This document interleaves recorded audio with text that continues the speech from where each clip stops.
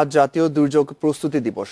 দুর্যোগের প্রস্তুতি সারাক্ষণ আনবে টেকসই উন্নয়ন স্লোগানে এবার পালিত হচ্ছে দিনটি। ঢাকায় আগুন বা ভূমিকম্পের মতো দুর্যোগ মোকাবেলার প্রস্তুতি নিয়ে প্রশ্ন রয়েছে বিশেষজ্ঞদের। তবে দুর্যোগ ও ত্রাণ মন্ত্রণালয়ের দাবি, আধুনিকায়ন করা হচ্ছে উদ্ধার সরঞ্জাম, ঝুঁকিপূর্ণ ভবন চিহ্নিত করে অপসারণের সময়ও বেঁধে দেওয়া হচ্ছে। জাতীয় দুর্যোগ প্রস্তুতি দিবসে এবার গুরুত্ব পাচ্ছে অগ্নিকাণ্ড ও ভূমিকম্প ঝুঁকি মোকাবিলা ও উদ্ধার তৎপরতার সমন্বয়ের বিষয়টি। এসব দুর্যোগে জনগণকে সচেতন করতে দুর্যোগ ব্যবস্থাপনা ও ত্রাণ মন্ত্রণালয় আয়োজন করেছে মহড়ার। ফায়ার সার্ভিসের হিসাবে রাজধানীতে 1080টি মার্কেট, 1000 শিক্ষা প্রতিষ্ঠান এবং 422টি হাসপাতাল ও ক্লিনিক রয়েছে অগ্নিকাণ্ড ও ভূমিকম্প ঝুঁকিতে। বড় মাত্রার দুর্যোগে এসব ভবন ধসে যেতে পারে বলে আশঙ্কা ফায়ার সার্ভিসের।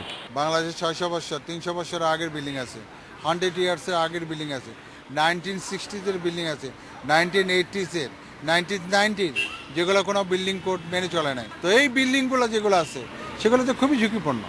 বিশেষজ্ঞরা বলছেন, আগুন ও ভূমিকম্পের মতো দুর্যোগ থেকে ঢাকাকে বাঁচাতে হলে সবার আগে ঝুঁকিপূর্ণ ভবন পুনর্গঠন বা ভেঙে ফেলতে হবে। যেই ভবনগুলো নাগরিকের নিরাপত্তার জন্য আশঙ্কার কারণ, সেই ভবনগুলো ভেঙে ফেলা হবে এবং এই ভেঙে ফেলার জন্য যে সমন্বয়ের অভাব, যেই কারণে ব্যবস্থা গ্রহণ করা হচ্ছে না বা ব্যবস্থা গ্রহণ করা যাচ্ছে না। দুর্যোগ ব্যবস্থাপনা ও ত্রাণ মন্ত্রণালয়ের দাবি, দুর্যোগ মোকাবেলায় নানামুখী পদক্ষেপ নেওয়া হয়েছে। সেনাবাহিনী ও ফায়ার সার্ভিসকে সরবরাহ করা হয়েছে প্রয়োজনীয় উদ্ধার সরঞ্জাম। পাশাপাশি ঝুঁকিপূর্ণ ভবন অপসারণে যৌথভাবে কাজ করছে সিটি কর্পোরেশন ও রাজুক, সিটি কর্পোরেশন তাদেরকে যেসব বিল্ডিং ঝুঁকিপূর্ণ চিহ্নিত করে তাদের বলেছি এগুলিকে ভেঙে ফেলার জন্য কিংবা এগুলিকে সরিয়ে ফেলার জন্য নির্দিষ্ট সময় দিয়েছিলাম 3 মাস। যে কোনো দুর্যোগে আতঙ্কিত না হয়ে পরিস্থিতি মোকাবিলার নির্দেশনা অনুসরণ করতে সবাইকে আহ্বান জানিয়েছে দুর্যোগ মন্ত্রণালয়।